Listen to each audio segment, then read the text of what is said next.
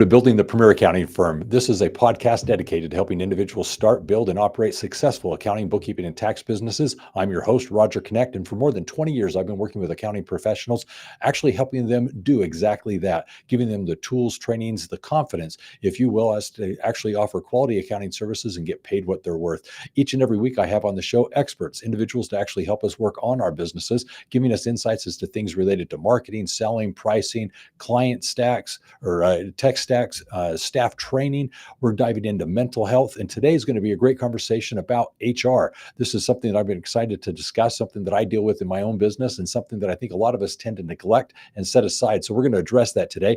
Rhamy Alejeal happens to be someone that you definitely want to get to know. Him and his wife started actually a company called People Processes. It's the leading provider of comprehensive HR solutions. Their complete HR program empowers organizations with a fully outsourced HR department, seamlessly integrating every role from associates to business partners and team managers.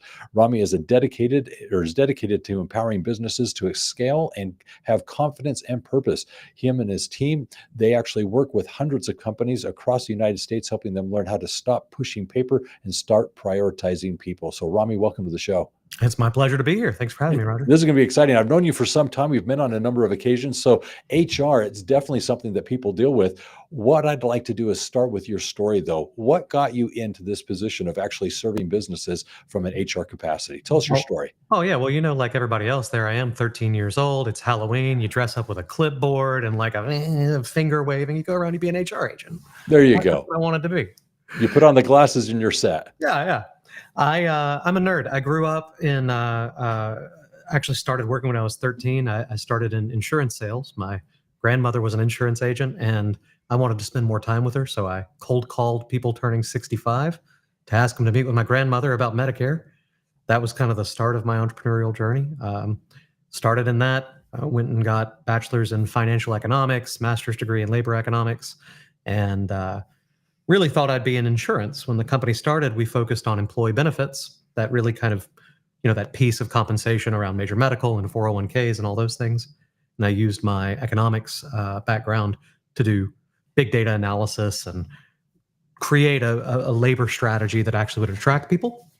That was our business for quite a few years. We worked only with very large companies doing those sorts of benefits pieces.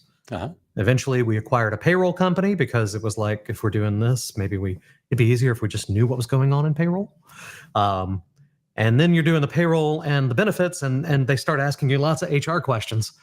So about 7 years into the business, we acquired a small HR company, and then we kind of combined that all up. Again, large company was our focus. In 2018, we went down market, first to 100 to 1,000, and then all size, and really developed what we now call our complete HR program. Clients with fewer than 250 or so employees, we just do it. We step in as their HR department, and never thought that's what I'd be. I still think of myself as like a academic, as a nerd, as a data analysis, kind of creating structure in places where there isn't, that will help you attract and retain and motivate employees. But in the end, it also means, writing policies about locker rooms and stuff like that. Yeah. Well, I don't have a locker room, but I can definitely say the policies do matter. So I'm curious, when you talk to accounting professionals, I think this is very common. The first thing that you'll typically run into is many of our firms are typically smaller in size. So Sure. Typically fewer than the 100 that you had, as you mentioned a moment ago. And in my mind, I remember in business being told that there's this threshold of about 50 employees where it becomes a little bit more important to really address this from a practical application. Before then, it's just kind of a as needed, if you will. What do you say about those who say, I'm just too small to make this a priority? Well, for some people, they are too small. When I started my company, it was my wife and my mother and I, and none of them were going to sue me. So who cares? But I don't think 50 is the right number. Maybe that was, 25 years ago when when I was in school. But it's gone down, right? Compliance becomes a higher and higher risk now compared to even the 90s or early 2000s. And what I often look at is everything we do falls into two worlds. One is risk mitigation, right? So if you're the more people you have, the more complexity you have, the more likely you are at risk for a major compliance issue, right? If you're going to sell your company, grow it, that kind of thing, minimizing that risk is normally a worthwhile investment. And that's just pure lame risk minimization, right? Okay. And the bigger you are, the better that effect is, or the more necessary it is. The other side is return on labor. When you think about a 50-person company, if I can save every person in that company an hour, right, then I'm covering my bill pretty easy. But if you only have 5 and we're saving 1 hour a week, it's not as effective, right? Yeah. So all of it's true that HR matters the bigger you get. The more humans you have, the more the resources matter. But what I find is oftentimes in a small business, your accounting shop, you've got an expert at the top. His time is incredibly valuable. Her time is very valuable. And as soon as you reach even 5, 8, 10 employees, the act of management and structure around the people becomes relatively time consuming, and doing it poorly has a really big effect. And another way to think about it is if you have 10 employees and you're not well structured so that 3 of them are underperforming, well, that's 30% of your labor force. It's difficult when you think about traditional HR. You got to hire like full-time grown-up experts, day-to-day administrators, the kind of pieces there. Our system and value scales with our clients. So we're able to enter at a much smaller market than most people are able to manage. You can't to really do HR, just a full-time person, maybe 60 grand a year to like have an HR person. I agree. That's probably not something a 10-person company should do.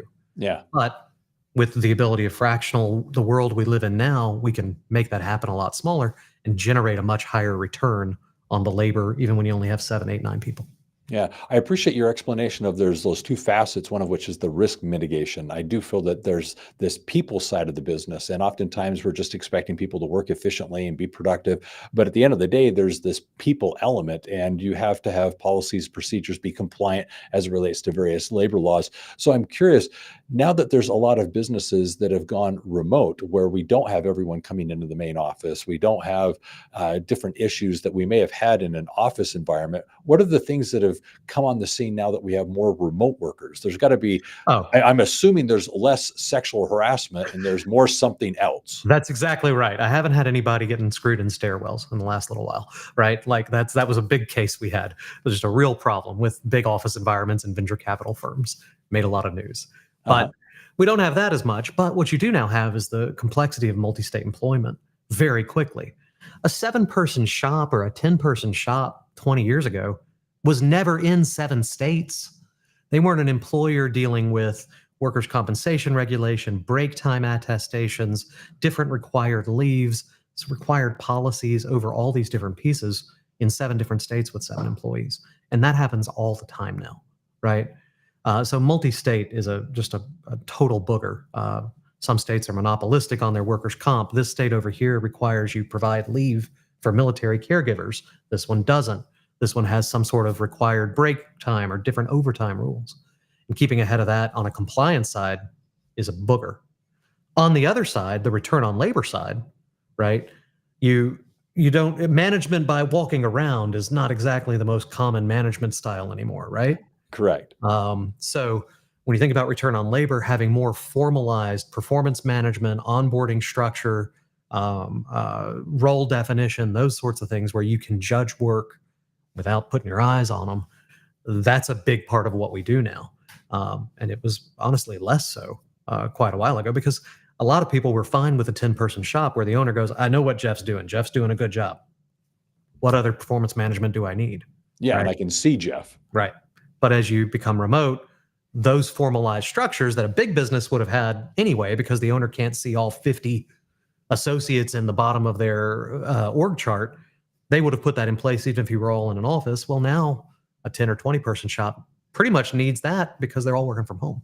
Yeah, I'm loving this because as accounting professionals, we love systems. We like efficiency, but I think we just tend to not really prioritize the HR side of things. We might have workflows, we might have these standard operating procedures, but I don't know that they go to the HR level that we're discussing here.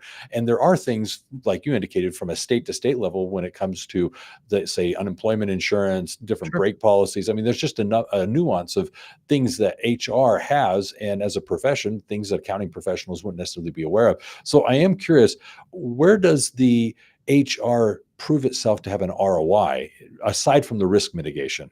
Sure. So risk mitigation, there you go, set that aside. That's a cost, but when you sell, it comes back to you, right? Um, the return on labor side is everything, right? So what we normally do when we take on a client, we spend a quarter or so just getting rid of the stupid stuff, right? The red flags. There you are. You got 5 people in California. You don't have sexual harassment training. Is it fun? It's a waste of time, whatever, but it's required. If you don't do it, as soon as one of them's pissed at you, you're going to have a real problem, right? So we get rid of the stupid stuff. Then we're into the return on labor side. So think of it like this. If it currently takes you to bring an associate on from I need an associate to they're hired, that's your like time to hire, we can cut that in half. That's a return on labor. If we can more efficiently educate them on anything from the actual skills they need to the core values, the decision-making frameworks you do, the integration into the company culture, et cetera, so that they're useful to you as an associate 3 months in instead of 6 months, right? Yeah. That's so you're accelerating that. That's right. One of our key metrics is actually time to fire. How long from when a manager or an executive goes, dang, this is probably not the right hire? Can we shrink how long it takes us to make that decision, please? Right?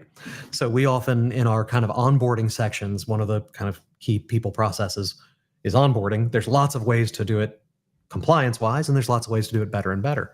But one of the things you want to do is incorporate a process that allows you to create judgment on that employee's effectiveness and fit earlier. And a lot of companies are really bad about that, especially professional services firms. They'll have some new person kicking around for 6 months before they really are able to be tested to see if they're actually good, right? So perhaps an improvement on your onboarding process is some way that we can really tell whether they're a decent fit or not, give you a better thing. So if you hire someone poorly, can we fire them faster? So those are all things that generate return on labor. Yeah, what you're speaking to in general, right? Better benefits, figure out if we're communicating these things appropriately. We can lower turnover by 10%, of course, across the year. These are all places that HR gives you a huge advantage.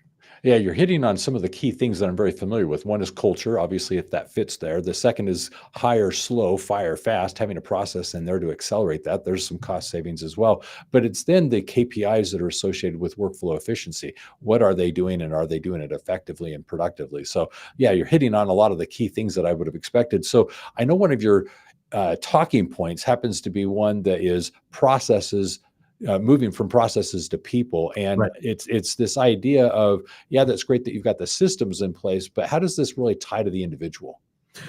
So you're an E-Myth revisited, you got to Yeah. make a recipe, right. So Yeah. I think a lot of businesses go through this journey and you can almost see where they get stuck.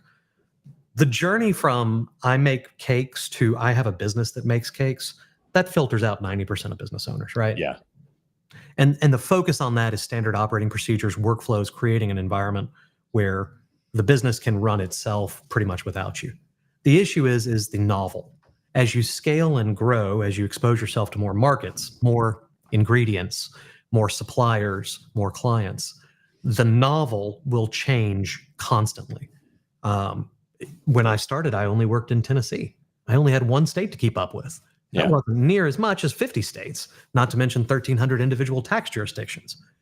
The pace of change just on the compliance side is ridiculous. Then throw in 100 clients versus 10, and their needs change. What that means is the SOP world gets you to a certain height.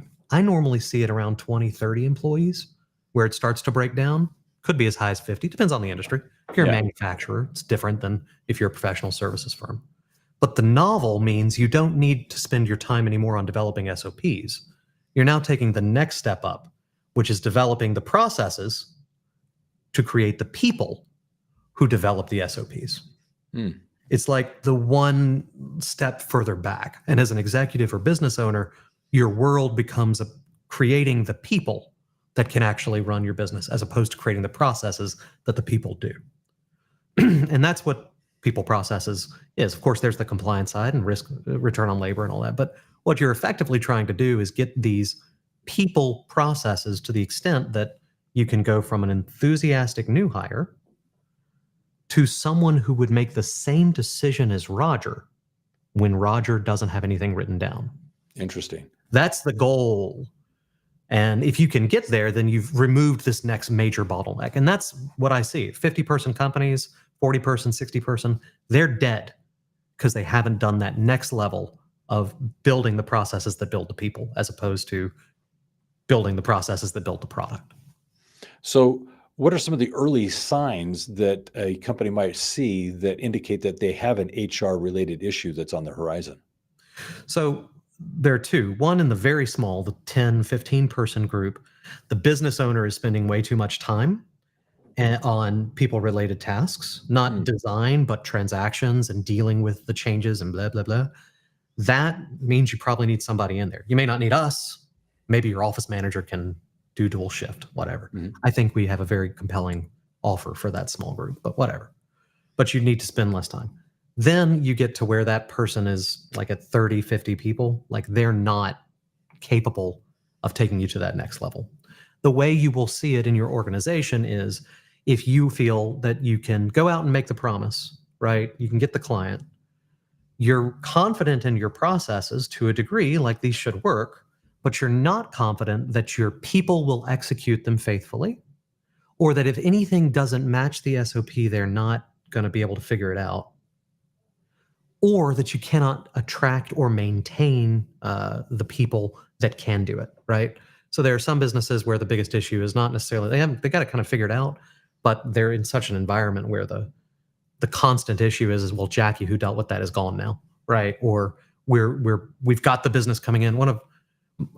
We are often brought in by venture capital firms. You know, they have a very strong idea of what they need. They've got 4 people. They need to get from 4 people to 100 in 8 months. That's a scaling HR, right? They need an expert in there to take care of that. That's something we would handle. And for those people, you know, you can absolutely see the breakdown points that happen at 20 or 40 or 60 people each time.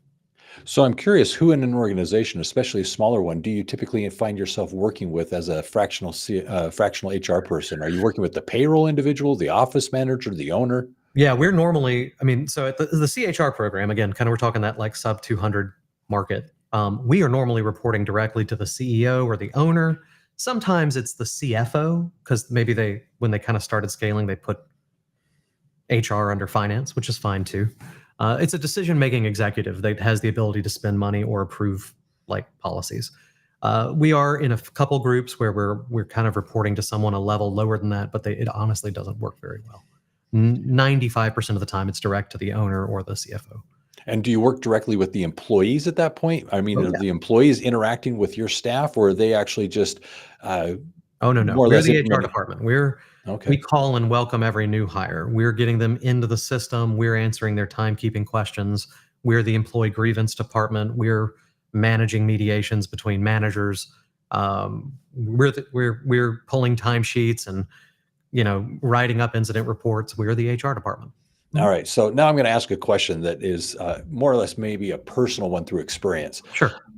With HR, one of the things that I have found is that because the HR exists, it tends to stir the pot, not because they're stirring the pot, but because now people have a place that they can vent, they now begin venting. But And yes, so all of a that's the sudden what problem. happens is things that were beneath the surface that were being more or less managed because there just wasn't anyone to talk to and there wasn't anyone to vent to, things just were just under the surface and people just dealt with it. But now there's someone that we can talk to. Everybody wants to talk to them and everybody wants to be the instigator of change and everybody wants to stir the pot. Now, I'm just kind of curious from an HR perspective, how do you now kind of not encourage or foster all this change where, you know, we've been doing it this way for 5 years. Now that we've hired your services in the last 6 months, everything's changed. How would you address that? Much, but I get what you're saying. The HR can be a 5th column in your business. There's no doubt. It can mess you up, right? So I acknowledge your fear 100%. Like I've seen it. And there are times where we're brought in because the HR person they've built the company with is the damn menace. Right. It's like this. They're the instigator. Yeah. It's like, and also it's so difficult when it's inside your company. They know everybody's payroll. They know they know where everybody's buried. That's a difficult fire. Right. We've been brought in multiple times to like, how do we get rid of the HR department? Anyway, not that we don't love HR people and we don't work with HR people inside some of our clients. That's not, but sometimes they're the problem. Yeah. Here's what we find. introducing, let's just pretend it's us or any HR structure. You're going in there and you're adding in HR. To some degree, you will surface more grievances, no doubt, right? My paycheck is always wrong, or this manager's always kind of, but the ones you're worried about are not the real ones. It's I don't like the way my coworker talks to me about right? Two things. One is you need good, experienced people who know how to take that as data and figure out if it's actually affecting your turnover, your ability to retain. Is it a real problem, right? When it's not a real problem, what you need often in those situations is to empower, and I hate that word, but grant authority to their direct manager and train them to nip that crap in the bud, right? So it's one thing to say if there's a real problem, but a lot of times what we find when we're brought in is maybe now some people think they have a way to kind of get around their manager, they have a way to expand and stir the pot. And we have to be judgmental and figure out when it's appropriate for them to go around and when it's not. And what that often means is actually making the managers more clear about what's inside their authority and what's not. And if you can grant that power, you'll actually see, I think a lot of times you see the grumbling go down in a lot of ways, except for the important stuff, which you do need. There you go. Now, obviously, with risk mitigation, there's definitely something there that we need to, kind of rise to the surface and try and avoid those things. But you brought up data, and when you said data, that did trigger something with me, which is a good thing. That is, as accounting professionals, we like data. We like to take that data and create information from it, and from that information, learn and gain knowledge. Well, what's some of the HR data that we might be missing because we're not tracking or gathering it that we should be considering? Sure. Well, each section of the business has different ones, but for example, every one of we manage everything through kind of tickets, which is just our internal way, but it's phone calls and conversations and video chats. Incident flags we commonly use. So we look at things like for every payroll, right? How many transactions are there, and are there any incidents related to them, right? So miscalculated payrolls, missed new hires, bad proration, bagged bank account, whatever. So we're constantly internally, and this is shared with our clients, what are our metrics on delivering payroll accurately and appropriately, right? That's an easy example. Yeah. For things broader like HR, we of course are looking at headcount, turnover, new hires, average tenure, all those pieces. And I think you should. The data pieces are always transactions, they're interactions. So if you're looking at an organization as its CFO, one thing that we are able to track is employee incidents, which is where a manager writes down an employee's late, had a problem with them, didn't do the thing. The implementation of a broader performance management system gives you a lot of data to look into. And from the employee perspective, we also track any grievances, is what we call them, but it's any complaint that goes into HR, and you're looking for trends, right? Are there clusters? Are they around particular topics? And that grants you a lot of data-driven insight that you can actually work with. The key with that is you need a good system. It needs to be actually used consistently across the organization. And that's where it's very difficult for an office manager to accomplish those things. It has to be efficient. It can't be too time consuming. They need to integrate with various pieces to make it actually worthwhile. Otherwise, you're just wasting a lot of time writing stuff down. Yeah, yeah. One of the things that we've already said, but I'd like to dive into it now, is culture. Culture is this ethereal, this is how we do it around here kind of a thing. A lot of it's unwritten, it's unspoken, it's just the way we are. With regards to culture, there's obviously this onboarding, the hiring of, am I finding a good culture fit? But there's also then the managing of, there's things that are on the fringe. This isn't really in alignment with who we are and what we're doing. But what I wanted to get to is the fact that in HR, one of the things that we're trying to do is mitigate things. So we've got policies, we've got procedures, we've got this whole idea of hiring and training. What I want to know is how, from an HR perspective, especially with remote employees, do we address this culture discussion? What are we missing? Yeah, culture is a process like anything. Let's define it. You mentioned one way of defining it. The way we define culture goes very much to kind of what we talked about, the goal of having an employee is, which is their decisions, their actual behaviors reflect what you want in the absence of direct instruction. Okay? That's culture. Culture is nobody's looking, what are you doing? All right.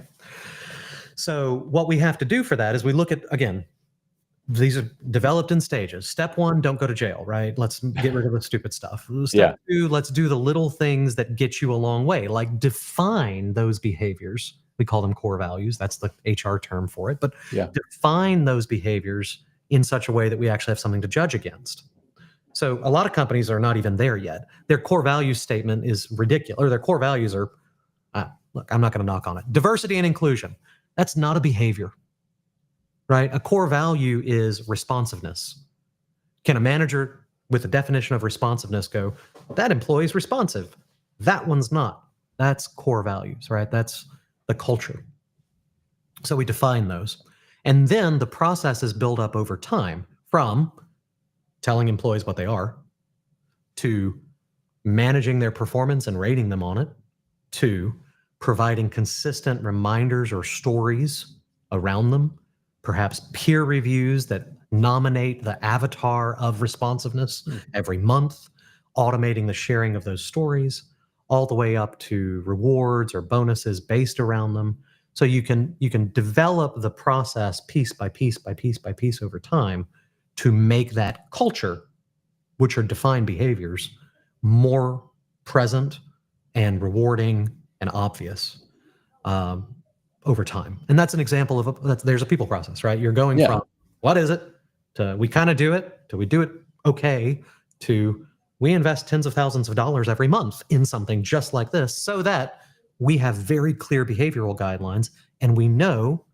And what are we doing? We're moving it from where 25% of people adhere to it to 75%, 80% adhere. And the ones who don't, you can identify quickly. That's the win. And that's a huge return. That's huge. And changes your business entirely. Yeah, well, there's a few things here that I'd like to tap into. One of which is I've worked with the same company now for nearly 30 years. So that's 3 decades. And in that time, I've become very acquainted with our culture here, and being president now for over a decade, I've clearly put my fingerprint on what I feel our culture is. Well, there are a few things here that I can definitely say have evolved over time. When I began with the company, we were wearing suits and ties. It was very, very formal. It was very professional. I remember distinctly the time that we moved away from wearing suit coats to eventually having a dress down Friday. I remember all these things over these 3 decades. And today, I'd be hard pressed to say when the last time I was wearing a tie to work. It's probably been a number of years that I've worn a tie to work. But the idea is some of this is written down, some of it's not. And some of the things that have been written down have been, we respond in kind to all communications within 24 hours or less. So if I get an email, I respond to an email via email. If I get a phone call, I respond with a phone call. Those types of things. But there are the unspoken things that I think are very, very telling, which is, like you indicated earlier, is that individual going to respond to the situation as I would? And that's really hard to actually try and bring out of individuals. Of you're an ambassador for the company, you're interacting, you're forward facing with our clientele. What would Roger do in that situation? Well, it's not all about me, but I think that point you were making earlier is illustrative of, yes, I want you to be an individual as an employee of the company, but at the same time, you're representing the business. And there is something going on here that, as the ambassador, as the representative, you need to have some continuity between whether it's them or someone else. We all would have responded similarly. Isn't that fair? That's it. And again, your twist, whether you use smiley faces or not, maybe that's part of your culture, maybe it's not. Maybe one thing that I often tell people, and this goes to policy development too, right? Whether what you spend the time locking in is the stuff you don't want variation in. Okay? Yeah. Don't write a policy that you're going to break 4 times out of 5. That's very silly. Don't lock in suit culture if you don't really care about that, right? But if you don't lock it in, it will drift. And that's an important part. Like, one reason your culture, your dress code, let's call it, has changed because y'all didn't lock it in. You didn't recruit for it. You didn't maintain it. You didn't educate on it. You didn't judge performance by it. No one cared. Maybe there was some small, slight resistance in the beginning here and there, but you didn't lock it in. And whether that's important in your organization or not is up to you. I don't care. Yeah. Right? But most people don't. But a lot of businesses do. And that's one where, again, that would be something that we'd want to enforce. And even now, and perhaps even more so today, where it is so rare to find a formal code business, right? That may be a differentiator. That's the way to get your 3% of the hires that really want that. Mm-hmm. They want to dress up every day. And maybe that's something you do want to enforce. And then it's about keeping it in there. So you define your core values. It's not about Roger. You're exactly right. We have a couple different exercises that our BPs, our business partners, are trained on to figure out. Because a lot of times you talk to a business owner, it's like, what behaviors do you really care about? And what they tell you is a lie. They have no idea. Right? They have no idea what they care about. So the best way we actually find to do it is to actually interview them about different employees, what they like and what they don't like. Right? Tell me about the idiot that makes you roll your eyes. Right? They rant. You write all that down. Right? Oh, I love when Roger walks in the room. Every time he does, this is what's going on. And I know if he's messaging me, it's this and that. And then we're taking from that and extracting what they actually care about. So with regards to accounting firms, I know you have partnerships with accounting firms where you actually do things with them, especially to extend your services to their clients and have a partnership to accomplish that. I'm kind of curious, not that this is intended to, in the podcast, be a sales pitch, but I'm just curious to tell a little bit about that, because many of my listeners may be saying to themselves, great conversation, wonderful information, but at the end of the day, I'm still 3 people. So Yeah. I'm 10 people. I don't need this. So I just want to address that this is relevant because so many of us as accounting professionals have clients that clearly are businesses that have staff and may not see the value of the HR, but yet from a payroll perspective and accounting perspective, we might have perspectives or insights that lend us to say, actually, you actually do need some HR help in your business. So tell us about that. Yeah, so that's the number one way we grow is CFOs and CPAs referring us. A couple of business attorneys that are worried about mergers and stuff like that. But that's what we do. And the reason is CPAs and CFOs are, as advisors to their client, they're often aware of the problems. And often one of the primary things that's keeping a business from growing is its people or the processes around creating those people. And you're aware of them. Sometimes it's the owner spends 10 hours a week doing HR crap. I want you to stop that. There's your 8-person referral. Sometimes you're in a 30-person company and it's like they're coming to me with, I've got 25 people as independent contractors that shouldn't be. What do I do? It's like, that's a problem. That's a real problem. HR could fix that, but it ain't fun. And so what we find is that that's really how we grow. And the primary reason, by the way, has nothing to do with the market fit. The real truth of the matter, Roger, this is the truth. I worked with really big companies. I knew how to sell to them. When I went down market, I couldn't tell the difference between a tire shop that would be hell to work with and is never going to grow, and one that is a burgeoning, going concern business. And I can't really tell. And I don't want that many clients. So what we found the best differentiator was if a trusted advisor referred us in, we had relatively good results that these were legitimate businesses that cared about not going to jail and growing and scaling. So of all the different ways we marketed, whether it was direct, online, going to conferences, all these things, what we found is partners. It wasn't cheaper to attract through partners by any means, but our retention was higher, our client satisfaction was higher, and our internal ratings of that client were higher. And the biggest differentiator was they have a CPA or CFO say, you guys should fix this. They care, right? Whereas otherwise, when you're doing broad marketing about the stuff, obviously people is a huge concern. And so they may come to you because they're like, I'm tired of doing payroll. It's like, well, okay, we can help with that. But then they don't want to think about recruiting, onboarding, offboarding, performance management, benefits, compensation, alumni management, retirement programs, profit sharing. They don't care. And so it wasn't a great fit. If you come to us with, I want to fix my people, we got a lot to do. Very good. So I'm curious as to the management that exists in the organization, not so much the owner, but the management that may exist that right now is getting those types of conversations, is having these discussions with the employees, is dealing with morale type things and so forth.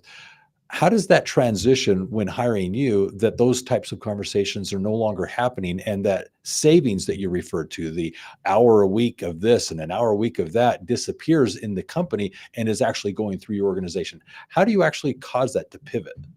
Well, we don't always, to be clear. I don't always want management is still the structure. You still want true leadership and workload management. We kind of break it in our kind of structure. We think of it as people leadership and task leadership, right? Okay. Both of those should be their direct manager. If you're a manager and you have 7 direct reports, you should know them, know how to motivate them, know how to have tough conversations, and know how to manage the workload appropriately between them given their competency. But they probably don't have the structure to do that very efficiently or well, right? And that's where we come in. So we're going to take some administrative stuff off of them, sure, but that's just, you're not the one sitting down to help them fill out paperwork. When they have a maternity leave, they have someone to call other than you. Like, there's that, and that can be significant. But the main thing is putting in place the structure so that when they get to the manager, they have a track to run on. They know what they're supposed to learn. It's automated. It's easy to access. It's efficient. It's effective. Their performance reviews are consistently done on time. They are actually relevant. Their benefits, their pay raises, they make sense in a broader structure. And again, in an 8-person company, that's all just maintained by the business owner looking at it, right? So some of that stuff isn't necessarily going to be particularly worthwhile. But we do need to take care of the things that are holding them back so that they can grow to be a 30-person company or an 80-person company where that stuff becomes really, really important. I love this. This is really good. I want to ask, you said at the very beginning, or at least I did, that you started this business with you, your wife, and if I'm not mistaken, your My mother. mom. Yeah. Yeah. What does your wife think of this now that you've got this thriving business that you're servicing so many clientele? What does she think of what you've been able to build and how that's been with your relationship? Oh man, it's been a thing. It's been tough, honestly. We worked together. We met when we were 16 in high school theater, and she was the stage manager and I was the technical director. And we have worked together every day of our lives since we were 16 years old. I mean, all day, every day. Renovated houses, sold cell phones in college. You know, it's just, we've always worked together. I have a 5-year-old and a 3-year-old. When my 3-year-old was born was the first time she stepped back from the company. Like when my oldest daughter was born, we were both back to work in 3 days. It was like, we got stuff to do. But on the second, it was like, okay, we're successful. Let's do the stay-at-home mom thing. And the org chart at the time was 31 people reporting to her and 3 people reporting to me, just to be clear. She ran the company. She's the operator. She's the stage manager, right? Yep. Make it work no matter what. The show must go on. Redundancy. There's a fire. That's Liz. She's amazing. She's absolutely amazing. When she left, it was tough. The last 3 years have been really hard. I'm not near as good at it as she is. That's the truth. Luckily, she had a great team of directors under her already that when they started reporting to me, I knew them very well, but they started reporting to me more. And it hasn't been absolutely terrible, but it's not been wonderful. She loves the business, but she loves my 3-year-old son a whole lot more. And it's been a wild change, moving from her sitting right there and us always working together every day to her raising a family and me being part of it too. I am a good father, I swear. But I like to work 45 or 50 hours a week, and then Liz gets to run the family and the household. Very good. How about your mom? What does she think of all this? She's happy as a lark. She was an insurance agent since the 80s. And so when the company started taking off, she helped me. She did a lot of enrollment. And then I guess it was about 6 years ago, right when Liz was first pregnant, she retired. And now we have my daughter Marie is the oldest at 5. Between my 3 other siblings, we have a 5-year-old, a 4-year-old, a 3-year-old, a 2-year-old, a 1-year-old, and a 0 on the grandchild front. And that's my mother. So they've loved. They've both become homebodies, and now I'm left running this monster that we created, and they were instrumental in without them. But they are very proud, and we are more successful than we ever thought. Both Liz and I came from lower middle class. My dad worked at the post office. We never thought we'd be successful the way we are. Yeah, you're doing amazing, and congratulations for that, because I think what you've accomplished here is very important. And clearly, every business needs this at one level or another. So it's definitely very relevant. Here's what I'd like to do. I'm going to try and wrap this up a little bit here, and in doing so, I'm going to begin first of all with an offer. I'd like my audience to actually take advantage of this. What we have here, and something that Rhamy is very very kind in offering, happens to be something that you all should take advantage of. It's going to be in the episode description. It's basically to evaluate your services. There's an HR partnership program for financial professionals, accounting professionals, that I'd like you to go check out. This gives you a chance to not only consider it for your own services, but more importantly for your clients. And it's something that you can benefit from, but more importantly, help your clients implement. And in doing so, actually address one of the key components of their business, which is, we always say it, what is the greatest asset within any company? And it's obviously the employees. And so what we want to do is just basically make sure that we're doing ourselves from a cost mitigation standpoint, covering our assets, and at the same time, taking care of those assets that we have to make sure that they're as efficient, productive, and profitable as possible. And if we can do that, that's obviously in the scope of what Rhamy is offering here. So definitely check out what that offer is. You can do so by going to the episode description, and I encourage you to definitely check that out. Now, what did not come up in this conversation is the fact that Rhamy will be at GrowCon. He's going to be speaking, and I'm excited to hear what Rhamy has to say, because what we're discussing, I think, is so relevant to the success of the business. Why? Because every business is made up of one or more employees, and we all have needs. There's the risk mitigation side of things that we need to be compliant with, but at the same time, we need to be leveraging as best we can the culture that we're creating to be efficient and profitable. So he's going to be addressing a number of those things from the stage, and I'm excited to hear what he has to offer. Now, as it relates to the offer, this podcast is sponsored by Universal Accounting Center. And so as a sponsor, they're putting forth something that I think you really need to check out, and it's the Turnkey Business Plan for Accounting Professionals. It is the how-to guide to actually build the premier accounting firm in your area. It's addressing things ranging not only from marketing, selling, pricing, but it's getting into things that you need to consider as to the services you're offering and what it is you're doing to build that service where you're offering quality accounting services and getting paid what you're worth. So go check out the Turnkey Business Plan and get your copy of that today. It is free. Now, as a summary of the conversation here, before I go to Rhamy for his closing thought, I'd really like to point out that the evolution of the business was quite profound. Obviously, he started when he indicated that he was 13 years of age. That's wonderful. Obviously, his family was that of the insurance business, so he's in the insurance world, and that makes sense to then see opportunities as it relates to not only getting in and offering HR type benefits, but then to then do payroll and start this HR business. That evolution was quite impactful. But really, what really resonated with me was the idea that when we were talking about things, he was quick to discern the difference between the risk mitigation side of the HR and really working with the people to help them become their best, help them thrive and be successful, helping the management kind of get away from some of the things that are maybe holding them back from working on the things that are essential to the business, the petty things, and helping the HR get into those things that are allowing the people to thrive and be successful. So I thought that was a really nice contribution to the conversation. The other thing that I thought was very helpful is the data points. The fact that in HR, there are also data that we can be tracking and following. And as we look at the way those data points come together, we're learning about our business, what things need attention, what things need to be fixed, what things need to actually be improved. And as we're listening to those things that HR is able to pay attention to, we're able to then improve the business. And one of the things that was very relevant to me is the fact that we've moved our business from being an office location to a lot of remote workers in various states. And he was quick to point out that as businesses have changed and gone from, let's say, 7 employees in his example, working at an office, very simple, you see everyone, to now 7 employees working in 7 states with 7 different things that they need to be compliant with. That's a real big difference to what it was back in the 90s as I would have been familiar. So that was something that really stood out to me, is the fact that as we've grown our business, yeah, I've actually expanded. And yes, I'm no longer just in a single location. So I need to consider these things as I'm running my company. Now, as to accounting, I thought this was very helpful, because one of the things that really resonates with us is we do like efficiencies, we like processes. And he was able to talk about how in HR, they're looking at how to better streamline the onboarding, finding the right employee, getting them onboarded as quickly as possible, productive and efficient as quickly as possible, but also accelerating that termination process as well.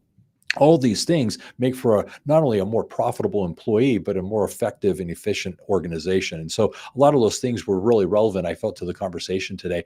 The last thing that I thought was very helpful is the fact that he was able to speak of how this is a partnership program that you can actually consider, because as accounting professionals, I think as we look into our clients, we see so many of these needs that exist, but we don't offer HR services. And rather than getting sucked into these types of situations that clearly may be holding back the company, may actually have financial ramifications, we're able to now actually consider perhaps Rhamy's services as it relates to fractional HR services. So lots of great things that came into today's conversation. So Rhamy, what would you like to leave as a closing thought? Well, one thing I think we skipped over a little bit that I'd like to, but a lot of the reasons CPAs and CFOs refer us financial professionals is also just the whole world of job costing and tracking, right? Speaking of data points, right? It gets complicated. Locations, jobs, projects, all those pieces, and having strong insight into that huge chunk of your P&L, the labor side, is a big part of the true world that when you hire us, it makes the finance world look better, right? You have so much more data. And it's also why we like working with our referral partners, because when you have an idiot CPA on the team who doesn't understand any of this stuff, drives us crazy too. So we like working with you guys. Closing thought would simply be that as an entrepreneur listening, you got to get people in the door, you got to get clients, you got to build your SOPs. But when you start feeling that part break down, the next thing to focus on is your people. And as a referring partner, I would just encourage you to take a look at your book, check us out, and sign up to be a partner. There's no cost to that. And we have significant benefits that I think would actually help you generate another revenue stream inside your business, while tying you closer to your client. The nice thing about these partners is accounting, it's sticky, but it's not as sticky as everybody's paycheck, everybody's time off, their employment records, those kind of things. And so when we approach them together, we both become a bit stickier. And so I think that's a cool idea that comes from the unification of your professional partners like we are. Excellent explanation of that. Yeah, you definitely become stickier. You're more integral to the success of that business, and you're playing a part in now the day-to-day operations of it in so many ways. So very well said there. This has been a great conversation, something that I've really been looking forward to, and I'm glad that we've had. So Rhamy, thanks for being on the show. As for my listeners, as you're listening here, if you haven't already subscribed to the podcast, I want to encourage you to do so. So get out the phone, the computer that you're looking at, and subscribe. Set that. Do the follow, set your notifications. Why? Because each and every week we actually come up with a new episode, listening to and speaking with the experts that we need to consider as we're building the premier accounting firm. Now, in addition to that, I want to invite you to GrowCon. As I mentioned, Rhamy's going to be speaking at GrowCon. It is a conference for owners of bookkeeping, accounting, and tax businesses. This is a conference you do not want to miss. As an event, what we actually do is we have individuals come and speak to us as to things that we need to be doing to build the premier accounting firm in our area, addressing things ranging from marketing to grow our business, from things as to the services that we're offering to make sure that we're actually offering what the clients need, and more importantly, have that stickiness component. And then lastly, are we working efficiently and profitably? Are there better ways to do the work to take care of our clients and do so profitably? So you definitely want to understand these things as it relates to your business and stay top of mind as you are growing what I refer to as the premier accounting firm in your area. Now, as it relates to GrowCon, I also want to encourage you to come because there are your peers, these individuals like you who are doing the business just as you are, growing the business, offering bookkeeping, accounting, and tax services. There's wonderful opportunities to network, make friendships, collaborate, take care of your clients, and at the same time, get some R&R, much needed. Therefore, you can come and kind of relax in a few settings. And then lastly, you get to meet my team, those individuals here at Universal Accounting Center who are committed to help you be in business for yourself, but not by yourself with Universal Accounting. So join us for GrowCon, and I look forward to seeing you there. As it relates to this podcast, it is sponsored by Universal Accounting. If you'd like to learn more about what it is you can be doing to become a professional bookkeeper, professional tax preparer, professional profit and growth expert, whereas you're actually servicing your clients or training your staff to do so confidently, check us out. Go to universalaccountingschool.com. There you'll find more information regarding the various trainings and programs that we offer.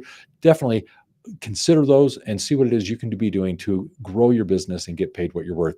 As it relates to this and other topics, if there's anything that struck you, definitely go to universalaccounting.com. You can find free resources. Also check out the podcast section where we have highlights, various playlists that you can put together and listen to the past shows that we've done, diving into those things that matter most to you, or give us a phone call. You can actually give us a call at 801-265 3777 and speak with us as it relates to specifically your company and what it is we might be able to do to help point you in the right direction and move you along as you're working on your business. So with all that being said, thank you for listening. Enjoy yourselves out there. And always remember this: accounting success is universal. Take care. Have a great day. Rhamy, that was awesome. A lot of fun. All right. So here's what I'm going to have you do. I'm going to have you record that little promo piece. It's right there in the chat. This is Rhamy. It was awesome to record with Roger an episode of Building the Premier Accounting Firm. We discussed how to scale and grow your people operations, both as an accounting firm and for your clients. I invite you to listen in and join us. Perfect. Sorry, I didn't see the last That line. is awesome.